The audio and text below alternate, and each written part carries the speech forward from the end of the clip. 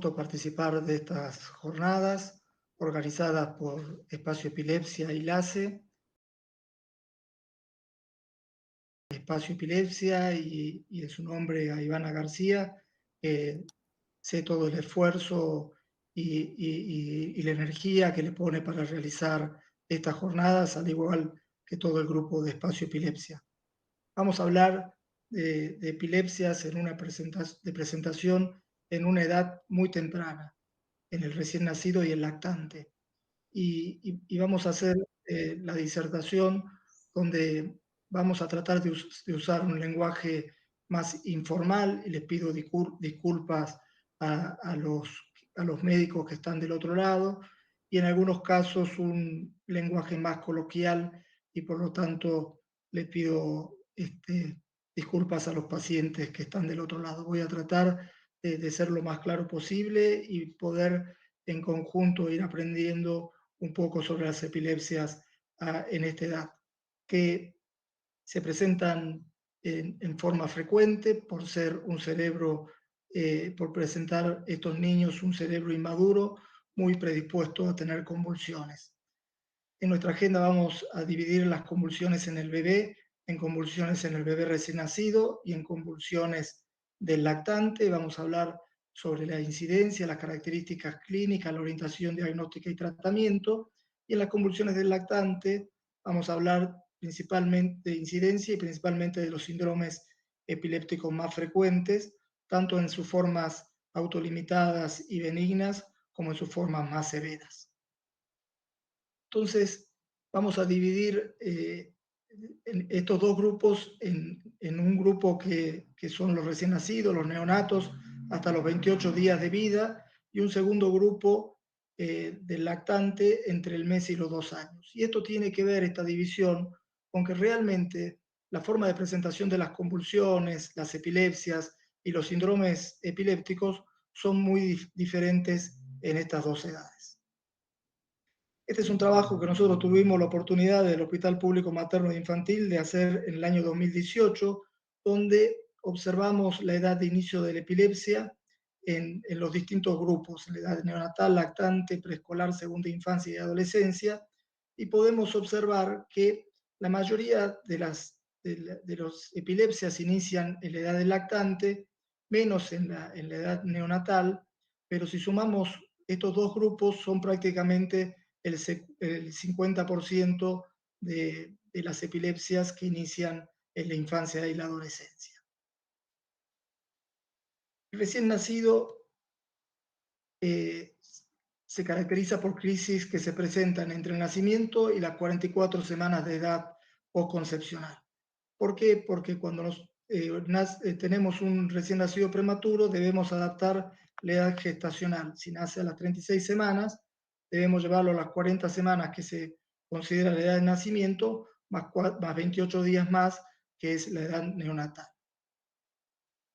Las convulsiones en los recién nacidos son frecuentes porque tienen una incompleta maduración anatómica, bioquímica y fisiológica del sistema nervioso central, y da como resultado una excesiva excitación y una reducida inhibición. Y esto tiene que ver con que la maduración del sistema nervioso central continúa con el nacimiento, tanto es así como en su sinaptogénesis, como en su mielinización, como en la muerte selectiva de neuronas y la organización del sistema nervioso central. La incidencia de convulsiones neonatales es de 1.5 a 5.5 cada 1000 recién nacidos vivos, y es más frecuente en prematuros y en recién nacidos de bajo peso. En nuestro hospital tuvimos la oportunidad de evaluar la incidencia, donde de 8.092 recién nacidos vivos, 37 presentaron convulsiones neonatales, con una incidencia de 4.57 por 1000. Cuando evaluamos todos nuestros pacientes internados en la unidad de cuidados intensivos neonatales, de 2.243 pacientes internados, 54 presentaron convulsiones neonatales, o sea, el 2.4%.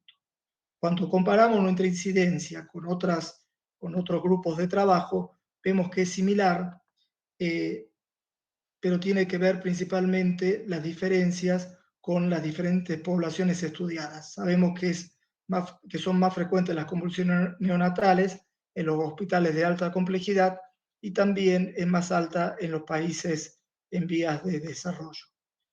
La mayoría de los trabajos de incidencia se hicieron solamente con convulsiones neonatales clínicas, sin confirmación electroencefalográfica, por lo tanto, la incidencia en todos estos centros está relacionada solamente con las crisis clínicas.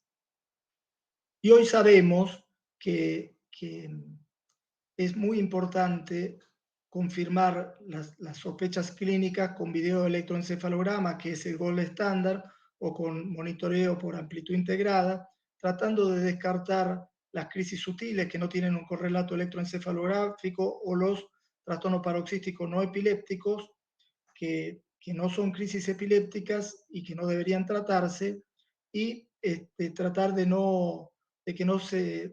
objetivar las crisis que no tienen manifestaciones clínicas, que solamente tienen manifestaciones electroencefalográficas. Entonces, después de confirmar una crisis epiléptica o un correlato electroencefalográfico, debemos ver si presenta signos clínicos motores, no motores o no clasificados, o si tiene solamente manifestaciones electroencefalográficas. Y eso hace que el monitoreo del neonato requiera no solamente sus parámetros respiratorios y cardiológicos, sino un monitoreo continuo del electroencefalograma. Este es un paciente en la unidad de nuestro hospital, donde acá podemos ver un equipo de electroencefalograma de amplitud integrada que monitorea en forma permanente la actividad eléctrica cerebral. Doctor, si Entonces, me permite, no está sí. avanzando con las presentaciones.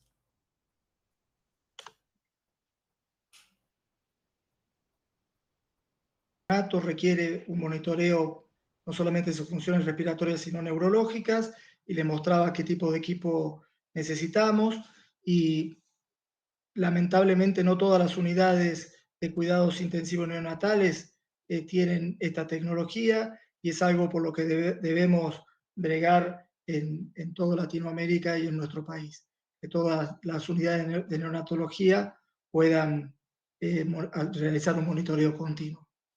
Porque es muy importante para clasificar las crisis epilépticas, ya sean motoras y no motoras, o las crisis electroencefalográficas, y una vez que hemos descrito el tipo de crisis, ver si son secundarias a crisis epilépticas agudas sintomáticas, epilepsias o algún síndrome epiléptico en particular, pero siempre tratando de buscar la etiología, la más frecuente, la encefalopatía hipóxico-isquémica, o causas estructurales como malformaciones cerebrales, infecciosas, metabólicas o de causa desconocida. Sabemos que cuando presentamos convulsiones neonatales debemos diferenciar primero si son convulsiones agudas sintomáticas, si son epilepsia de inicio neonatal o son síndromes epilépticos de inicio neonatal. Acá me gustaría detenerme en definir qué es una convulsión. Una convulsión es una hiperactividad de las neuronas que produce una manifestación motora.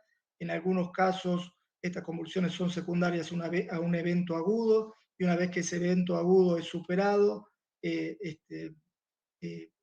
no presenta más convulsiones. Esos no son pacientes epilépticos. Los pacientes epilépticos son los que tienen una predisposición crónica a tener convulsiones, y los síndromes epilépticos son presentaciones de epilepsia que tienen características clínicas distintivas, tanto clínicas como electroencefalográficas. La mayoría de las convulsiones neonatales son agudas sintomáticas, o sea, son secundarias a una causa aguda que las produce, y se presentan en el primero o en el segundo día en el 60% de los casos.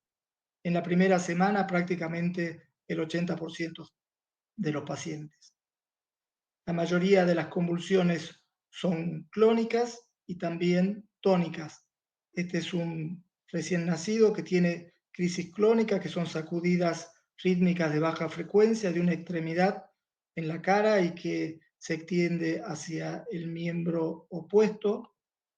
Este es otro paciente que tiene un cambio de comportamiento con un quejido y con clonías faciales.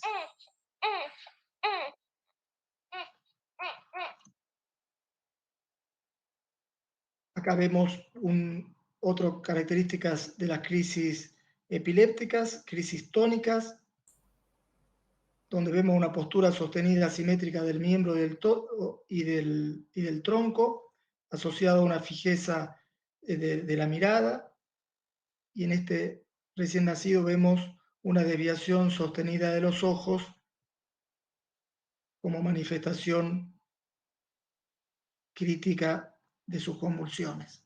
Es muy importante tener presente esto porque ya sea las crisis clónicas, las crisis tónicas asimétricas son las más frecuentes y el compromiso ocular es muy orientador de crisis convulsivas neonatales. Doctor, no estoy viendo que pueda pasar la presentación hacia Ahí, la próxima diapositiva. ahí pasó. No. ¿Ahora Ahí, sí? Sí, bueno, no voy a gracias. usar modo presentación entonces. Perfecto. Ahí pasa bien. Muy Ahí bien. está. Perfecto. Bueno, les decía que las convulsiones en los neonatos, disculpen las dificultades técnicas, pero vamos a tratar de continuar. Les decía que las convulsiones neonatales, la mayoría son secundarias a una convulsión aguda sintomática. En este trabajo que nosotros presentamos en nuestro hospital, observamos que las encefalopatías hipóxicas isquémicas y las encefalopatías neonatales son las causas más frecuentes. Los trastornos metabólicos, hipoglucemia neonatal y las infecciones neonatales del sistema nervioso central, las siguientes en frecuencias, y en los prematuros las hemorragias intraperiventriculares. Cuando comparamos nuestras series con otras series realizadas anteriormente, vemos que la encefalopatía hipóxico-isquémica o la encefalopatía neonatal son más o menos iguales en frecuencia. Sin embargo, las infecciones y las causas metabólicas han disminuido. Pero es muy importante tener presente esto, que la mayoría de las convulsiones que se presentan en el recién nacido son secundarias a una causa aguda que la produce, que una vez que desaparece esa causa aguda, ya sea la infección, la hipoglucemia o la hipoxia, las crisis ceden. Y es muy importante realizar diagnósticos diferenciales de estas convulsiones con eventos no convulsivos, donde los temblores son los más frecuentes y que no se asocian a alteraciones oculares, como vimos en las convulsiones, que muchas veces pueden ser desencadenados por estímulos en la piel o en el miembro del recién nacido, que el movimiento más importante es el temblor y no los movimientos clónicos más extensos que veíamos en nuestros videos, que muchas veces al sostener el miembro donde tiembla o producimos una flexión pasiva, este temblor cede, y que muchas veces, y que en todos los casos, en los casos de temblores, no hay alteraciones en la frecuencia cardíaca, ni en la presión arterial, ni hay alteraciones en el color o en el tono del paciente. Hay otros trastornos paroxísticos no epilépticos, más allá de los temblores, como las mioclonías neonatales del sueño, benignas del sueño, la hipereplexia, la ditonía por encefalopatía hiperbilirubinémica, el síndrome de Sandifer asociado a reflujo gastrointestinal, etc. Entonces, cuando vemos un recién nacido que tiene un trastorno paroxístico, lo primero que debemos ver es si realmente es una convulsión o no es una convulsión. Si es un trastorno paroxístico no epiléptico, entre los cuales hemos visto temblores o hipereplexia o mioclonías neonatales benignas del sueño, o si son convulsiones neonatales. En las unidades neonatales que tengan monitoreo continuo es más fácil porque podemos ver la actividad eléctrica anormal en el monitoreo. Sabemos que la mayoría son convulsiones agudas sintomáticas y debemos descartar si son de causa pre, peri o postnatal. Hacer una adecuada historia clínica, un laboratorio, una punción lumbar, una ecografía, un electroencefalograma, y una vez que hemos descartado las convulsiones agudas sintomáticas o las epilepsias, pensar en los síndromes epilépticos de inicio neonatal, donde hay formas benignas, las epilepsias neonatales autolimitadas, o formas más graves, las encefalopatías epilépticas con paroxismo supresión. Estos son los 4 síndromes neonatales los síndromes epilépticos de inicio neonatal, como dijimos, las encefalopatías epilépticas y las formas autolimitadas y benignas. No me voy a extender en estos temas por razones de tiempo, pero quiero comentarle que las encefalopatías con paroxismo-supresión presentan paroxismo generalizado seguido de supresión y es la característica más importante y se asocia a malformaciones cerebrales severas o a enfermedades neurometabólicas. Y después tenemos la forma benigna, donde nosotros hemos tenido la oportunidad de estudiar con el Hospital Garrahan, con el doctor Caraballo, 40 pacientes, y observar la evolución de estos y dividirlos en 3 grupos. La mayoría presenta una forma clásica, donde hace las convulsiones en el primer mes de vida y después se autolimitan, desaparecen y los niños evolucionan con un desarrollo totalmente normal. Algunas formas de epilepsia menos frecuentes que también tienen convulsiones en la etapa neonatal y en el lactante, y algunos, principalmente los que tuvieron convulsiones muy prolongadas en la edad neonatal, evolucionan con una epilepsia en la niñez y discapacidad intelectual. Muchos de estos pacientes tienen antecedentes en las familias de convulsiones de inicio a igual edad, ya sea en los padres o en los tíos. El tratamiento de las convulsiones del recién nacido es una urgencia que debemos tratar una vez que hemos confirmado la crisis con correlato electroencefalográfico. Recientemente la Liga Internacional contra la Epilepsia, con el grupo de la doctora Presler, en que hemos participado desde el hospital, se ha realizado unas guías de seguimiento y de tratamiento donde se ha afirmado que la droga de primera elección continúa siendo el fenobarbital y de segunda elección la difeniledantoína, el levetiracetam, el midazolam y la lidocaína, que en casos donde el neonato tenga compromiso cardíaco debería iniciarse el levetiracetam. En los casos donde sospeche canalopatía, difeniledantoína o carbamazepina, y siempre que no haya respuesta debemos pensar en la deficiencia de vitamina B6 o piridoxina e intentar un tratamiento lo antes posible, porque no hay un diagnóstico de laboratorio específico para el déficit de vitamina B6 y la única forma de poder corroborarlo es con la respuesta al tratamiento. La mortalidad en nuestra población ha sido aproximadamente del 24% y eso coincide con otros trabajos presentados donde la mortalidad es entre el 28 y el 30%. Muchos pacientes que tienen sobrevida después de la edad neonatal tienen secuelas motoras, epilepsia o discapacidad intelectual. Entonces vimos un grupo, que es el grupo del primer mes de vida, donde las convulsiones agudas sintomáticas son las más frecuentes, las epilepsias menos frecuentes, y donde su reconocimiento es muy importante para hacer un tratamiento adecuado, pero principalmente buscando la causa de la convulsión neonatal. El siguiente grupo que vamos a hablar es el bebé lactante, que presenta epilepsia entre el primer mes de vida y los 2 años de edad. Este es el mismo trabajo que presentamos en el 2018, donde vemos todas las causas de epilepsia. Estos son los síndromes epilépticos y acá las epilepsias de causa estructural, infecciosa, genética o de causa desconocida.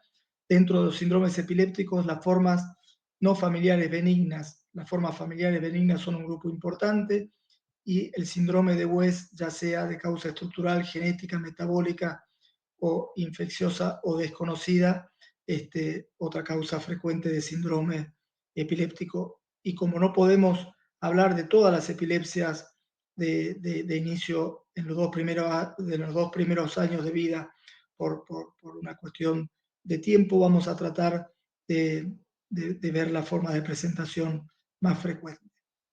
Estos son los síndromes epilépticos de inicio en el lactante. La causa genética es la epilepsia autolimitada del lactante, ya sea familiar o no familiar, y la epilepsia mioclónica del lactante. La forma más severa, las encefalopatías epilépticas, que son un grupo particular de presentación de epilepsia severa y grave, donde ya sea por las crisis epilépticas por la actividad electroencefalográfica o por la causa que la produce, probablemente genética, produce deterioro cognitivo más allá de la etiología de la epilepsia. De 296 lactantes con epilepsia, pudimos constatar un síndrome epiléptico en el 68%, 91 de nuestros pacientes presentaron síndrome de West y 86 epilepsia autolimitadas o benignas del lactante. Entonces podemos dividir dos grupos, uno de presentación más grave, donde están las epilepsias sintomáticas y las encefalopatías epilépticas, donde se ubica el síndrome de West, y una forma de presentación menos frecuente, las epilepsias benignas o autolimitadas del lactante,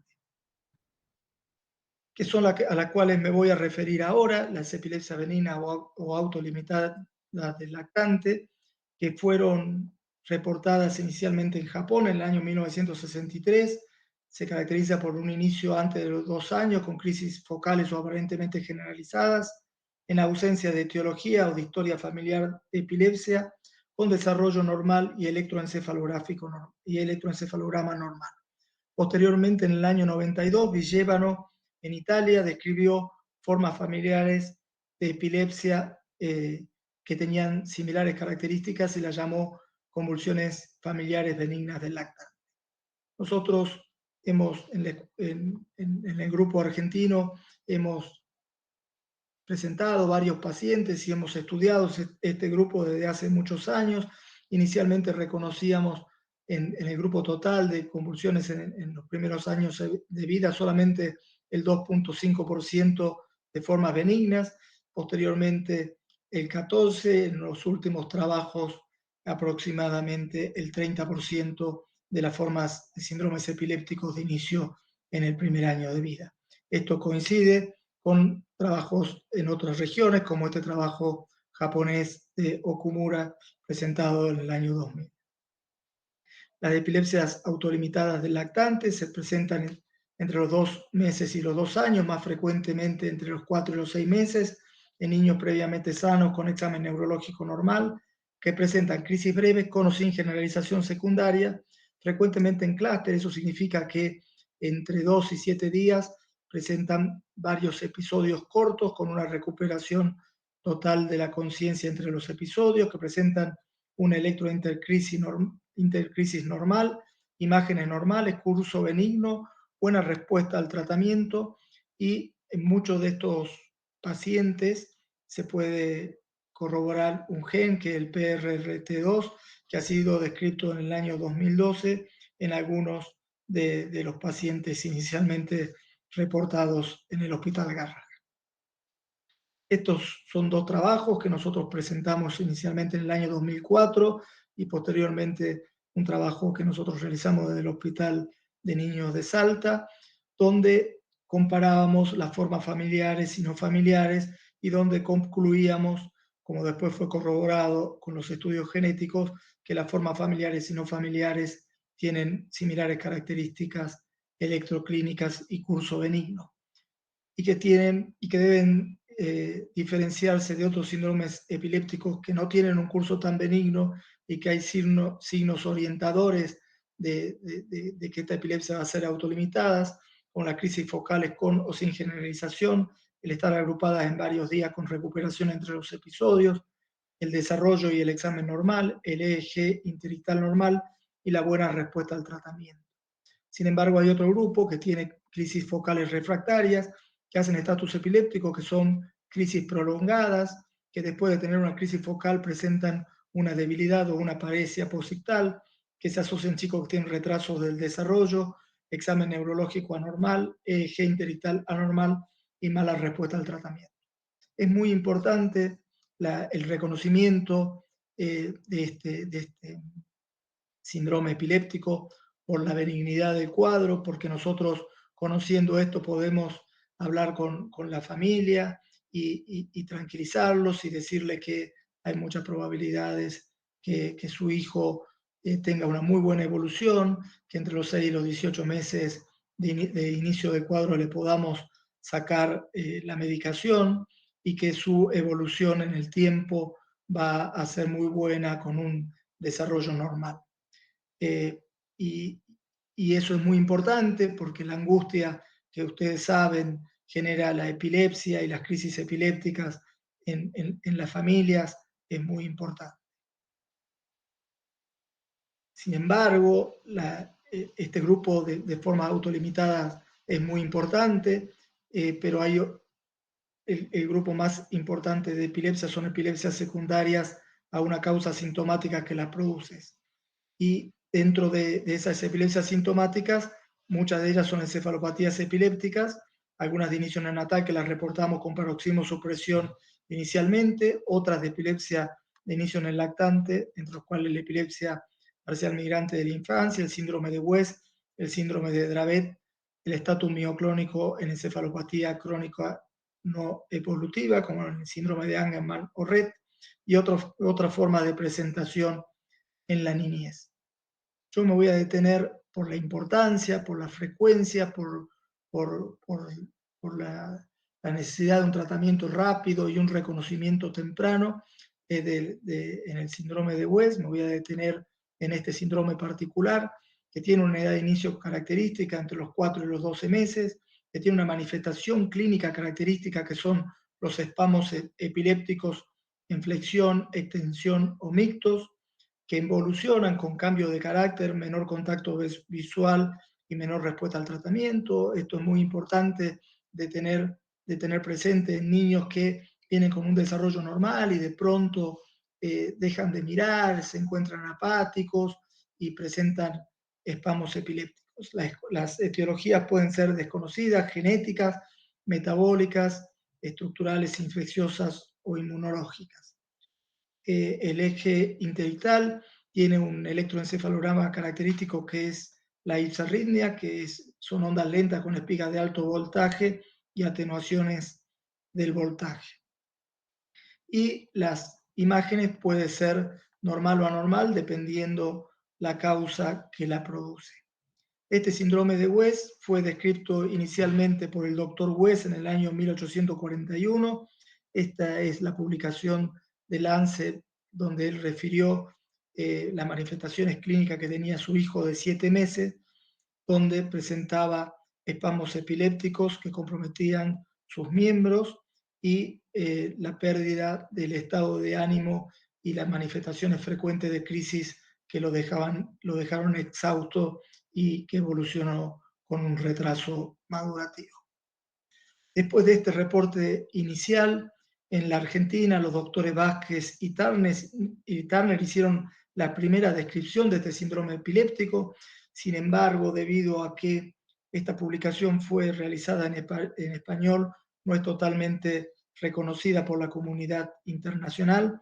Esto fue publicado en el año 1949 en el Archivo Argentino de Pediatría, después de haber sido presentado en Ateneo en los años anteriores. La denominaron síndrome de inflexión generalizada, y ellos decían algo que era muy importante en esa publicación, que era más frecuente de lo que ellos, de lo que se conocía en la literatura, y describían: una vez difundido su conocimiento, es de creer que en el futuro serán muchísimos los casos que han de registrarse, ya que si bien no es una forma de hallazgos diarios, lejos está de ser rara su presentación.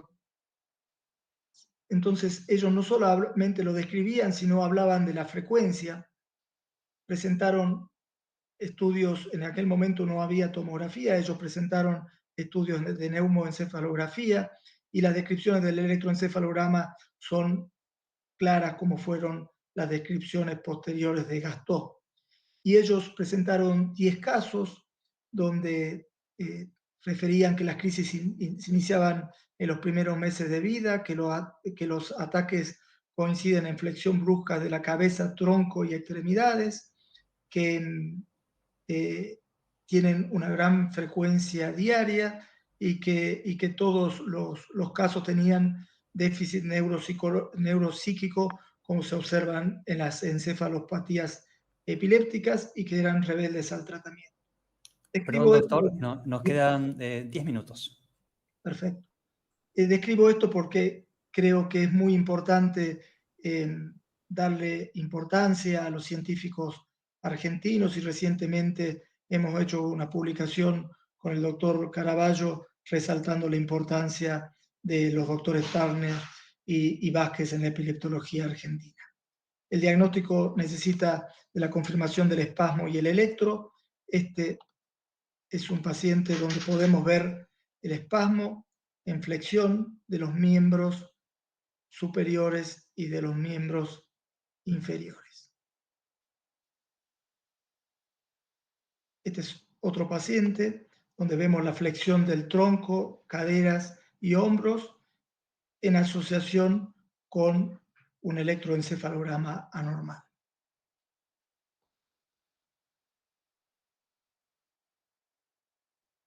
Este es el registro del electroencefalograma donde vemos una ipsarritmia modificada con ondas lentas seguidas de atenuaciones del voltaje.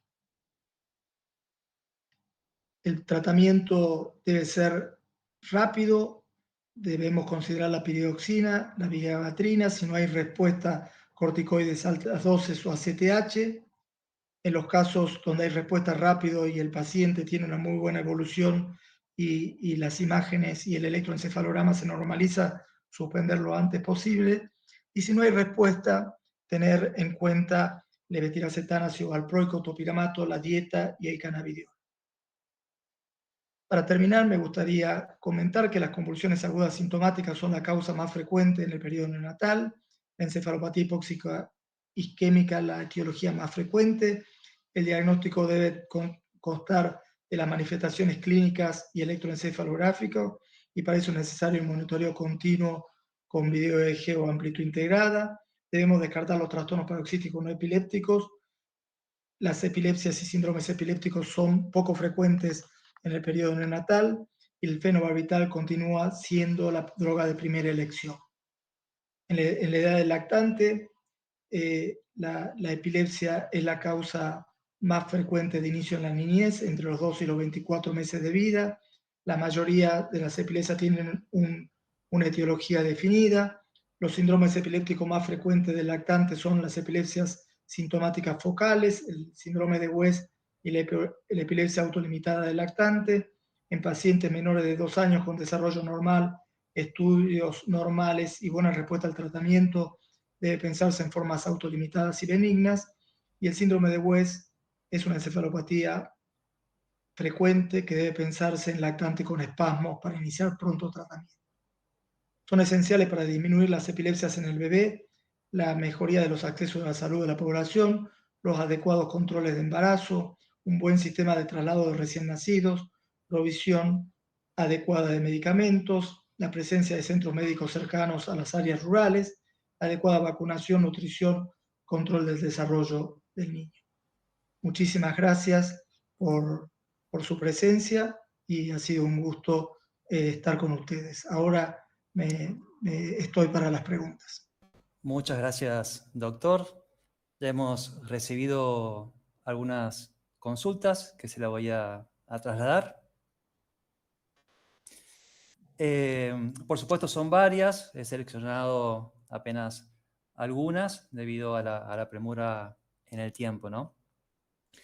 Empezamos con algunas bastante sencillas, como por ejemplo las ausencias. ¿Qué daños producen en el bebé? Es una de las consultas que nos llegó. Las ausencias son una manifestación clínica, son un tipo de crisis. Eso es lo más importante. En general, las ausencias que se presentan en el bebé recién nacido o en el lactante son manifestaciones clínicas donde son ausencias atípicas. Y como toda crisis, puede afectar más su evolución dependiendo de la frecuencia y la duración, y por eso debemos tratarlas. Y debemos distinguirlas de las distracciones o las desatenciones que se presentan en los neonatos o en los lactantes, que a veces es difícil observarlas por la familia, ¿no es cierto? Muchas gracias. Otra de las consultas es cómo diferenciar movimientos involuntarios de convulsiones en niños con parálisis cerebral, que no pueden manifestarlo, que no pueden hablar, o que tienen alguna dificultad en el desarrollo.